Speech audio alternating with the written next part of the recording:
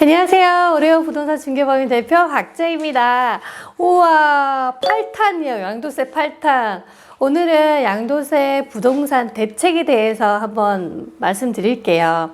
자, 지나간 건 얘기를 하진 않을 거예요. 기존에 있는 것부터 얘기를 하겠습니다.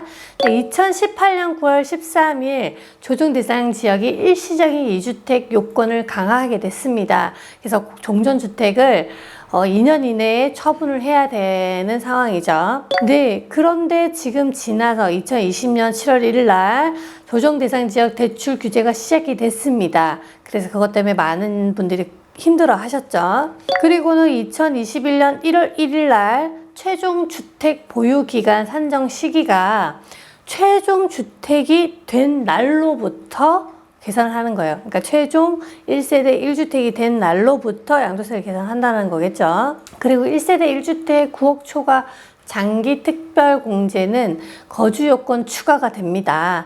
예전에는 보유만 해도 된다고 했으면 지금은 보유 40%, 거주 40%, 거주를 내가 안 했어. 그러면 거주 40%를 빼야 되는 거야. 그러면 보유에 대한 40%만 받을 수 있는 거죠. 10년을 보유를 했으면. 그러니까 예를 들면 10년을 보유를 했으면 내가 보유도 하고 거주를 했으면 총 80%를 받지만 거주를 안 했으면 나는 장기 보유 특별 공제를 10년을 보유를 했다 하더라도 40%밖에 못 받는다는 얘기예요. 그리고 분양권 취득 시 주택수에 포함이 된다는 거.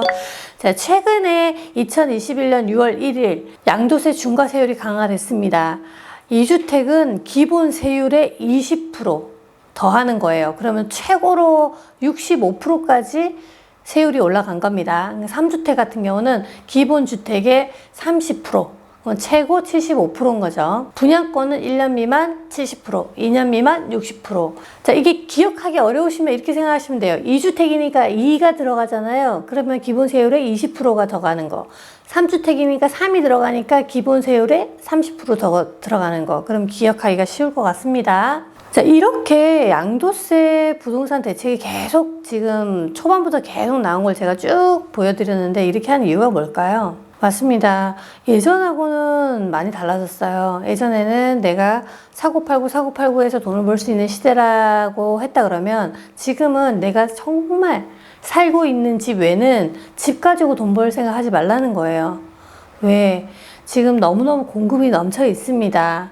몇 년 전, 5년 전부터 벌써 넘쳤어요, 공급이. 그렇지만 계속 공급을 한다고 발표가 나죠. 그럼 나중에 인구수가 줄고 그 집들은 다 어떻게 할 거냐. 다 슬러머가 되는 겁니다, 여러분. 그렇기 때문에 지금이라도 혹시라도 분양권이나 내가 다주택 해서 내가 돈을 벌어야지 쉽지 않을 겁니다. 시대가 달라졌습니다. 생각을 좀 바꿔보시기 바랍니다. 자, 오늘도 좋은 글귀 소개시켜 드리겠습니다. 당신이 지금 달린다면 패배할 가능성이 있다. 하지만 당신이 달리지 않는다면 당신은 이미 진 것이다. 바락 오바마가 말씀을 하신 건데 제 주위에도 보면은 하고 싶은 건 많아요. 생각은 이만큼 있는데 근데 그만큼 노력은 하진 않아요. 그래서 왜 안 하냐고 얘기를 하거든요. 그러면 계속 생각이 멈춘 거야. 그러니까 생각이 많으면 시간이 계속 길어지는 것밖에 없는 것 같아요. 만약에 뭔가를 생각하셨다면 빨리 실천에 옮기셨으면 좋겠습니다. 그것만큼 답은 없는 것 같아요. 또 뵙겠습니다.